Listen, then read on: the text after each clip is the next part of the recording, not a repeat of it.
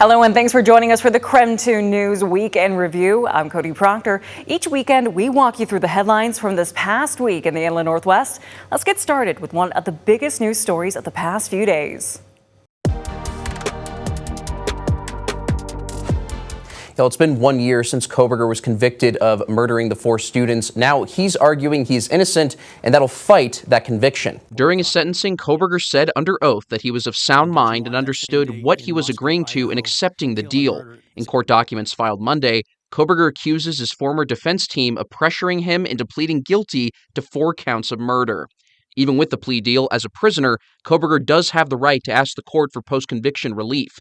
In an affidavit supporting a post-conviction petition, Kohberger claims nearly every member of his immediate family believed he had been convinced to falsely confess through coercion, misinformation, false promises, and the withholding of evidence. The filing alleges attorneys failed to disclose what Kohberger describes as potentially exculpatory evidence before he accepted the plea agreement.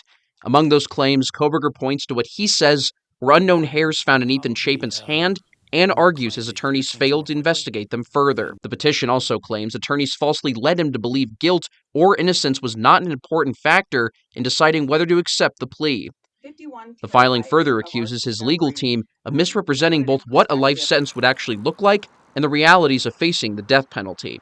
Attorney John Henry Brown, who once represented Ted Bundy, says the process to withdraw a guilty plea is significant, and if it goes through, it opens up the possibility of Kohberger facing the death penalty. If he's allowed to withdraw his plea, then they're back to status quo, and the prosecutors can ask for the death penalty again. In the petition itself, Kohberger lists 3 primary grounds for post-conviction relief: ineffective assistance of counsel, that his guilty plea was not entered knowingly or voluntarily because of unkept promises, and that the plea was the result of threats by his legal counsel. Brown also says Kohberger's own guilty plea could be used against him if he ends up going to trial. If he was allowed to withdraw his plea and the case went back to trial, the state would probably be allowed to get into evidence the fact that he pled guilty to these crimes and actually said in no uncertain terms, I'm pleading guilty because I am guilty. Those allegations are contained in Kohberger's post-conviction petition and represent his claims. The court has not ruled on the merits of those allegations, and his former attorneys will have an opportunity to respond as the case moves forward. Now, the prosecutors have 30 days to respond to the petition. After that, the court will hear initial arguments from both sides. Connor McAvoy, KREM 2 News. About 60 people are displaced tonight after a fire started here at Building 8 of the Eagle Rock Apartments Sunday afternoon. Now, as you can see, the full extent of the fire right here behind me. Let me step off screen so you can see exactly what I am seeing right now. As you can see, the backside of this complex is completely burned with melted siding and charred rubble all across the ground. It took just minutes for a fire inside the Eagle Rock Apartments to grow into a 5-alarm emergency around 1:20 Sunday afternoon.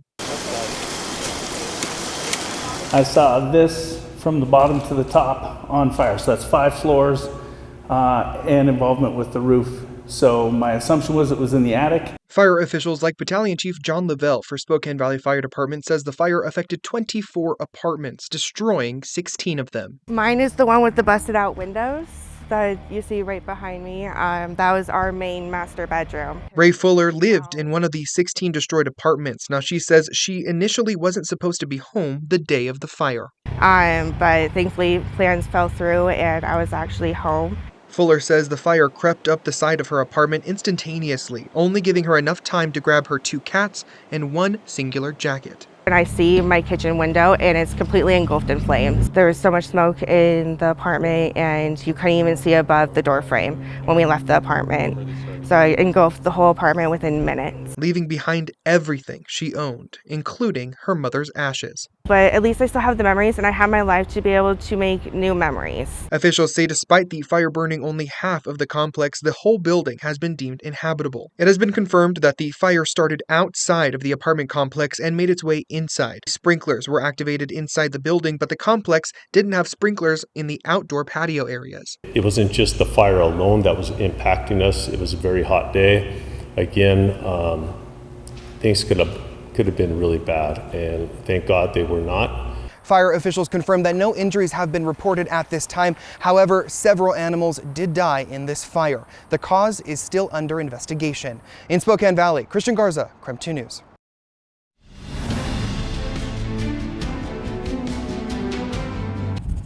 Yeah, what was that level 3 go now evacuation has now been lifted. Crews telling me their number one priority was just making sure they got residents out of harm's way. You can still see some crews behind me, just they're really dousing that dirt, making sure that we don't see any sparks or any flare up.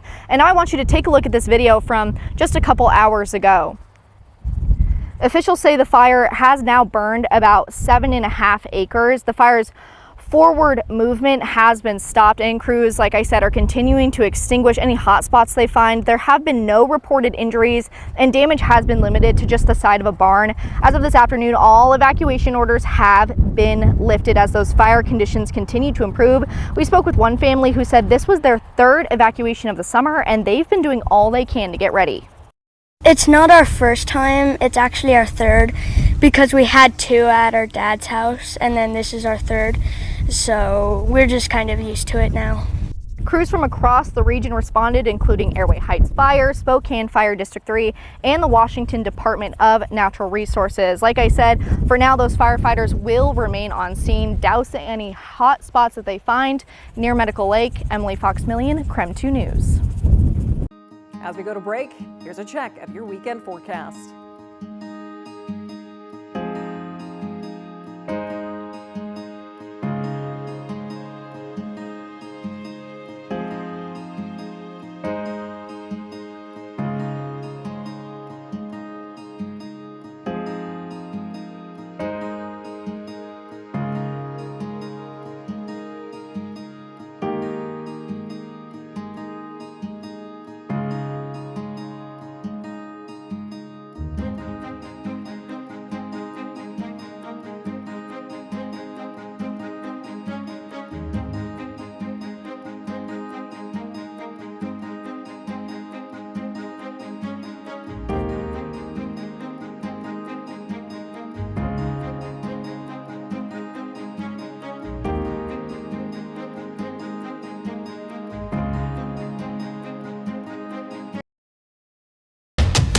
Welcome back to the KREM 2 News Weekend Review. It's been a busy week across the inland Northwest, and we want to help catch you up on some stories you might have missed. Imagine being told that the place that you've been calling home is going to close in the next couple of weeks and you still have no idea what you're going to do. Well, that's unfortunately the reality for dozens of Spokane young adults here tonight as the Volunteers of America's Young Adult Shelter right here behind me prepares to stop its overnight services.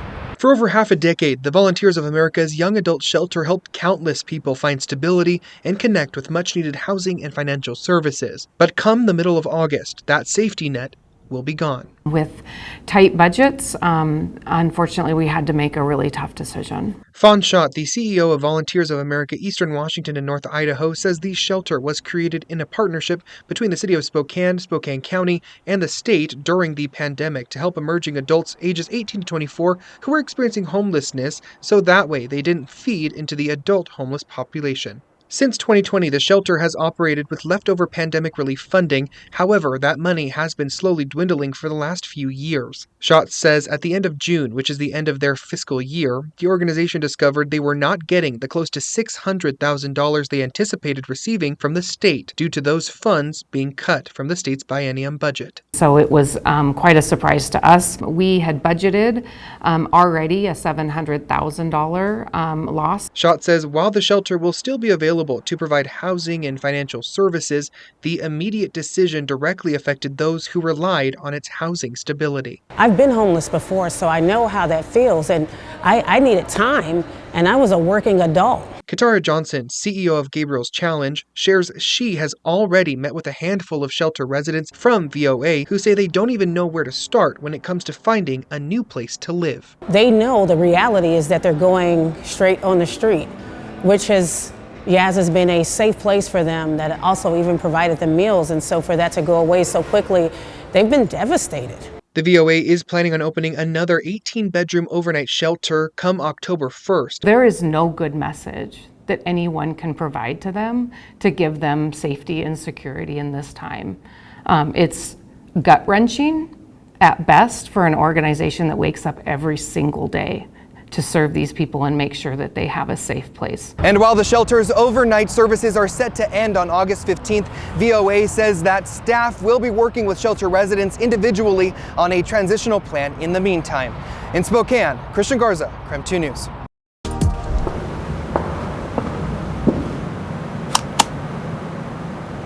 The power grid, something that makes our daily lives comfortable. It powers our lights, appliances, air conditioning in the summer heat. When temperatures climb in heat waves, electricity demand climbs with them. The hotter it is, the more that air conditioning load kind of loses its diversity. Jared Ellsworth oversees transmission, distribution, and resource planning for Idaho Power. He says today's demand isn't just about hotter days. It's also about a growing population, adding more homes, businesses, and customers to the grid. We have a lot of plans for the next several years. We're building solar and storage generation resources, and then we're going to be building some natural gas generation resources. He says solar storage will gather resources and save it for when demand is high. We peak and reach our maximum electrical demand in the summer, And so our neighboring states like Washington and Oregon, they actually reach their maximum demand in the winter. Latest energy reports show hydropower is the leading source of electricity in both Idaho and in Oregon.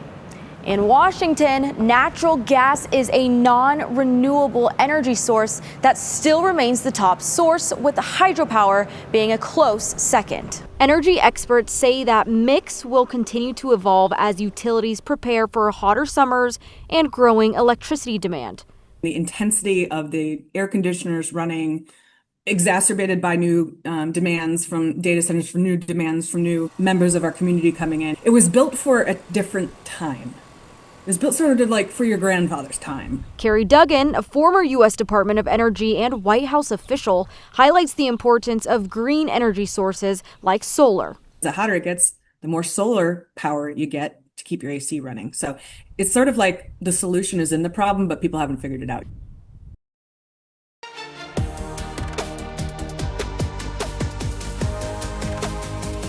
Thanks for joining KREM 2 News this weekend. I'm Cody Proctor. Right now, we're taking a look back at some of the news stories from the past week. A day after gunfire tore through Bight of Seattle, killing 3 and wounding 4. A large public event where thousands were present. A 15-year-old became the focus in this courtroom, accused of firing shots in a gunfight. It's sad. Gary Gatewood knows the teen in custody and a 19-year-old who died Sunday. It's gotten to a point where all these incidents are ending with gun violence. He spends his days pushing kids away from moments like this one. Court documents show Sunday night, officers already stationed at the event heard shots rip down the vendor-lined walkway and ran toward them. Investigators say a police sergeant spotted the 15-year-old firing a handgun and took him into custody. Officers detained an associate of his in the same moment, but that teen later died from a gunshot wound. Investigators believe the teen and the young man who died exchanged fire with at least one more shooter, still unidentified and still on the run. That initial report that we got of 2 suspects in custody was incorrect. The mayor's office put out that information last night. Today, she admitted it was wrong. My office put out a statement at 8:30, which again included an initial inaccuracy. So again, this speaks to the tension between providing information early and providing it accurately. Mayor Katie Wilson and Police Chief Sean Barnes both pointed to the scale of the response. Officers and medics charging into active gunfire to drag victims to safety. We understand that people are angry. You should be. Everyone should be angry. One night of violence shattered families and now puts the city in a race to hold the shooters accountable. We're fighting to get these kids back in line and to get them to put these guns down and for our community to be safe again. We could just have a moment of silence. A somber moment at Seattle Center. Family shedding tears, a community showing up strong. We're, grieving. The night after a mass shooting. I know what it feels like to have that empty seat at the table, at the dinner table. Aaron Murphy Payne lost his own son to gun violence in 2024 and organized this candlelight vigil to shine a light on the 3 lives lost. Ashley Whitehead was 56 years old, described by friends as a lover of life, art, and family. At Bight of Seattle with her daughter when she was shot and later died in surgery. Carlos Villalba was 44, a devoted husband and father of 3. A close friend describes him as one of the best people on the planet. Junior C. Sumo was just 19 years old. Court documents say he was one of the 3 people who exchanged gunfire at Seattle Center. Enough is enough! Enough is enough! Anger, frustration, and sadness shared by the community and those leading it. I'm here right now to express commitment, to express solidarity, to say that I stand with you. And I want you to know that we're with you today. This police department is part of your community. Together, shining a light on the lives that should never have been lost. I hope they walk away with hope. HOPE, hearing other people's experiences. Thank you for joining us here on KREM 2 News. You're watching the Week in Review, where we bring you some of the biggest news stories of the past week. Fall camp starts this week around the Big Sky Conference, and the Idaho Vandals have both a new offensive and defensive coordinator, and they're looking to play some fast-paced football. After ending the 2025 season with a 4-8 record, now second-year head coach Thomas Ford Jr. is ready to apply the lessons they've learned. Even when we had a 4-game losing streak a year ago, our kids never quit playing hard, and I think this group, especially with so many guys returning that had significant snaps, they have a better understanding of what it takes to win a single football game. Quarterback Joshua Wood is stepping more into his leadership role with a year of experience under his belt, and he's feeling optimistic about the scheme under new offensive coordinator Ian Shoemaker. We're not huddling. I mean, I would say that's the difference. We're still going to be a multiple type of offense. Bring in the big boys, and then also go wide and go 5 receivers. At times when everyone's detail oriented and everyone does their job, it's going to be a high explosive offense. Meanwhile, the Vandal defense, led by new coordinator Lee Stalker, described themselves as gritty and take pride in their competitiveness. I think Coach Stalker's done a great job, though.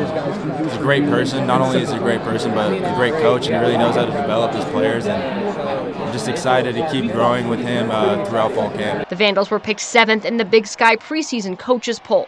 They think this team is better than the ranking, but know they have a lot to prove after last season. We look at the preseason as just great motivation. We really don't care too much about where we are in the preseason, because at the end is what matters. It is what it is. We definitely gonna put a chip on our shoulder, but a lot of talented teams in this conference, and just got to take it game by game. Idaho starts fall camp Wednesday morning. And for more on our other local Big Sky team, here's KREM 2 Sports Director Andrew Quinn. Caitlin, thank you. The Eastern Washington Eagles improved last season, but fell a little bit short of finishing above 500. This season, the Eagles were picked to finish 8th in the Big Sky standings, but Coach Best and his team feels confident they're ready to take that next step in 2026. I feel like we're right there. Last year was a lot of close games where we didn't finish at the end, and I think we're over that hump. I think we're going to be able to close out those close games. The preseason rankings are cool and fun to look at, but I think the real work goes in the season, and we're excited to get on the field and prove who we really are. The Eagles have a lot of faith in their veteran-laden defense, which includes preseason All-Big Sky honorees, defensive tackle Isaiah Perez, and star safety Jalen Jenkins. But the strength of our team right now, as it lies, is on defense. So you're going to see a complete unit together, I believe. A bunch of guys that love each other, that love to play ball, and we're going to come together and have some fun on the field. The Eagle offense will be led by starting quarterback Nate Bell, who led the Eagles to 4 victories last season. Our biggest goal on offense is to run the ball better and protect the quarterback more. I mean, those are the 2 things. And it sounds easy. It's not easy, but we'll be well-versed up front. We'll be a very experienced group up front, so we will make great strides tackle to tackle. We're going to be just a well-organized, well-prepared offense this year. Our theme kind of this year was good to great. Last year we were good, and this year we're trying to get to the greatness part of it. The Eagles will open up fall camp on Wednesday morning, and if you're wondering when the battle for the Chisco Cup will happen this season, well, that'll be coming up on November 7th at the P1 FCU Kibbe Dome in Moscow. Kickoff for that game is set for 2 p.m. For now, reporting at Big Sky Media Day for Caitlin Galloway, I'm Andrew Quinn for KREM 2 Sports. Keep it here for more news and weather updates throughout the weekend. And don't forget, you can watch our latest newscasts anytime on the KREM 2 app. Just scan the QR code on your screen to watch for free. I'm Cody Proctor. Thanks for watching the KREM 2 News Week in Review.